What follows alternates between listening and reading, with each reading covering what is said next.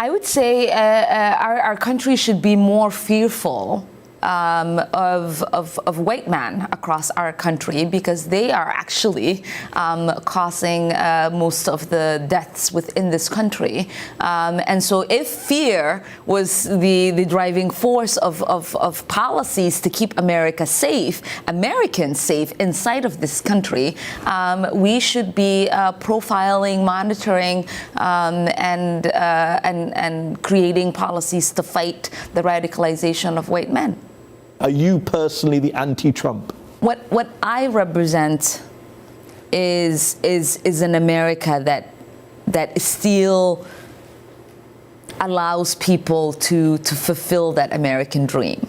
No, what Ilhan Omar represents is an America that's turning into a nightmare, especially in her state of Minnesota. But then she has the nerve to lie about white men saying they cause the most deaths in this country, when we all know that it's a certain minority group. So why would she say that? She wants to profile and monitor us? It's because she hates white people. And don't just take my word for it. Listen to Omar herself. The idea that this is a white nation that needs to be preserved is a fascinatingly disgusting view, because this country is one for the many. And even though she hates white people so much, take a wild guess who she married for her fourth marriage after she married and divorced her own brother.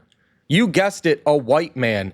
And not just any white man, a political consultant that she used to defraud the voters out of $2.8 million. By hiring him, she made sure that the voters' money went right back in her own pocket. And Omar is such a hypocrite because she wants to monitor and profile white men, but she thinks it was wrong after 9/11 to profile Muslims, even though they killed 3,000 Americans. Remember this clip? Far too long, we have lived with the discomfort of being a second-class citizen.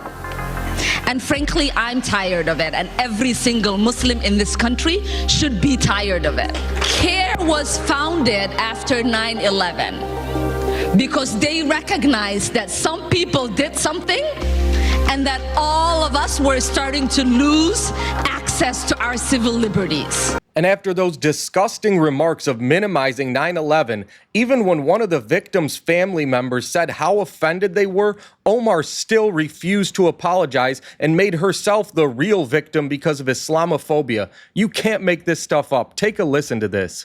This was the anniversary this week, the 18th, of the 9/11 attacks on our country. And at a ground zero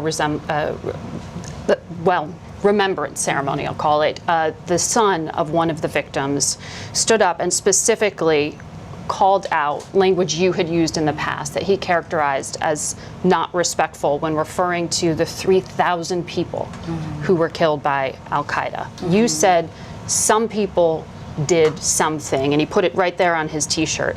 Do you understand why people found that offensive? I mean, so 9/11 was an attack on all Americans. It was an attack on all of us. But I think it is really important for us to make sure that we are not forgetting, right, the aftermath of what happened after 9/11. Many Americans found themselves now having their civil rights stripped from them.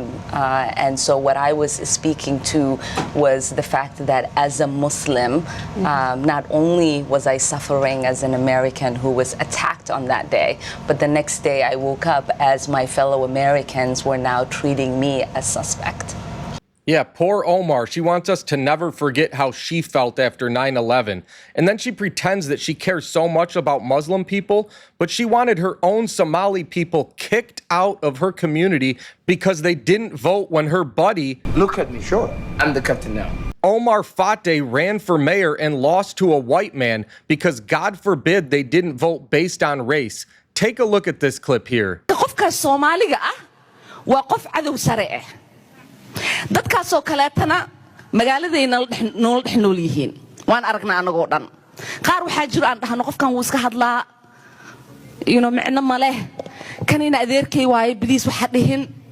Waxaa laga yaabaa ka fishaabiyaalkeen waa taqaaniin dadkan ka hadlaayo. Starbucks ka la fadhiistinay masaajidka marmar inuu imaadana laga yaabaa. Xafladaha isla tagtiin. Waa taqaaniin dadkan ka hadlaa inuu guriyaan la deganahay. Waa aragtiin. dadkaas iska qabta meel ma gaarin anaga Soomaali hadii aan nahay inta dadkaas ay nagu dhex jiraan oo aanan dhehaynin qofkaanaytii hana dhaafo dadka aan difaacna annaga kuwa annaga rabo maalin ilaahay keeno in xabsina la geliyo maalin ilaahay keeno been naga abuuro maalin ilaahay keeno video yaal af Soomaali aanan dhihin soo sheego waxba aan soo sheegnay oo meel hadhoodii aan ka galaysid male ileen maanta oo dhan ma taagnaan kartid ma dhihi kartid aniga hadalkan kuma hadlin because shaqaan noo taala anaga waa shaqaynoynaa idinka idin difaacoynaa waddankaanaan difaacoynaa sharciyo aan suubinoynaa maanta oo dhan kuma soo taagnaan karno videogaaneyti aniga hadalkan ma dhihin maanta oo dhan meel nala taagnaan karno taas idinka idin taala inaadan soo dhawaysanin dadkaas maalin ilaahay keeno ka shaqaynaya sida Soomaalida waddankan ku nool ay wax ku noqoneen. Man, that was awful to listen to. I should have just warned you guys to mute it and read, but you could hear the hate in her voice. I mean, could you imagine if whites acted outraged about whites voting for Obama? They would have been considered racist. But people like Omar can say something like this, that if you're black and didn't vote for a black person, you should be kicked out. The hypocrisy is sickening. And you probably wouldn't be surprised to know that Omar says the U.S. is the worst and that Somalia is actually better.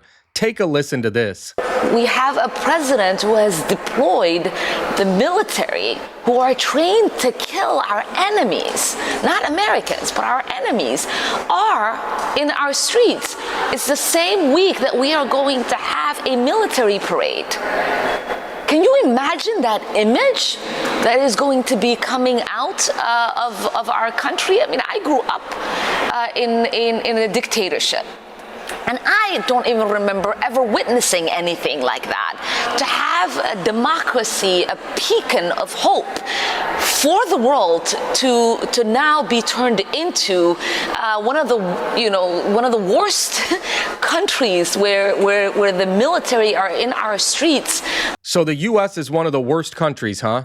You know, President Trump said that about Somalia and all hell broke loose. But we have a member of our U.S. Congress saying it about our own country, and she's a hero to the left. And Omar has been saying crazy stuff for long enough. I think she needs to go. And guess what? She said that she's not afraid of being deported and that she can live anywhere. Take a listen. I mean, I have no worry. I don't know how they take away my citizenship and like deport me, but I don't even know like why that's such a scary threat. Like, I'm not the 8-year-old who escaped war anymore. I'm grown. My kids are grown. Like, I can go live wherever I want. Yeah, she has no worries and she can live anywhere, but she doesn't know how they could take away her citizenship. Well, as a lawyer, I can tell you it's a process called denaturalization, and it happens when they come to find out that you gained your citizenship by fraudulent means. Well, in this case, they say that Omar came here with a family that wasn't hers, and that's how she got in the country, and that's why she had to marry her own brother so she could get him over here. So if she keeps running her mouth, maybe we can send her back to Somalia and see how much she likes it there. Guys, if you like this video, please remember to hit the like button, subscribe, share with your friends, and stay tuned for more. Thanks, guys.